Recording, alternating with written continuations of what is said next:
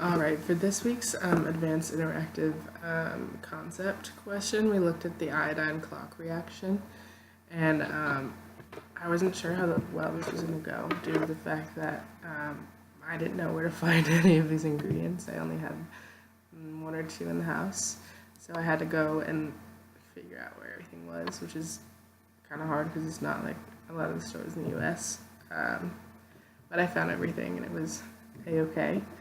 I'm also, this chapter, I'm struggling with because I'm not fully understanding it. It's kind of not connecting, so I wasn't sure how I was gonna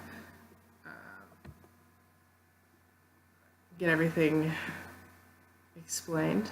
But after doing some research, I kind of figured out my way through things. So hopefully I can get through this here in a minute. So, I'm going to try to get through everything, and I hope that I can do it. Alright, so what's important about this experiment is that you have two colorless solutions. You have the vitamin C solution with the iodine, so you have the iodine and the vitamin C solution, and then you also have the hydrogen peroxide and starch solution. So both of these solutions will be clear. And you're bringing two clear solutions together to get a dark blue black solution. So there's a whole bunch of concentration changes happening there, and it's important to note that you don't have one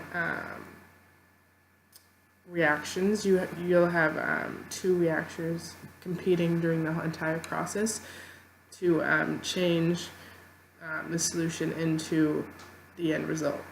So to start, when I first did this experiment, I made a mistake and I didn't have enough vitamin C. So when I added the iodine, I didn't get the clear iodide that I was supposed to have. So I had to go back and redo it because I'm pretty sure that you did need two colorless solutions for this experiment. So after making that mistake, I learned from it, and I went back and I got the clear solution with the vitamin C and the iodine.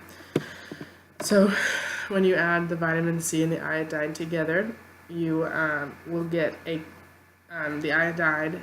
The iodine is colorful. It's kind of a brownish color, and you mix it with the vitamin C and you'll get a colorless solution because you're turning I2 into I negative.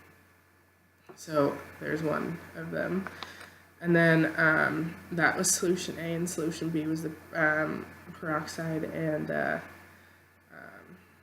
starch solution. So there's that. It's also important to note that this is a classical chemical experiment to display chemical kinetics. So that's nice. So during the process, you have, as I said before, you have two reactions occurring. So one of the reactions is the peroxide wants to oxidize the iodide and turn it back into iodine. So it's fighting with the vitamin C to turn the iodide into iodine. And once all of the vitamin C, that is the first reaction. And once all of the vitamin C is used up, you'll get the second reaction. And the second reaction is when the iodine that is left and the iodide that is left is fighting between each other to create the trioxidine and starch, which is the end result. So the trioxidide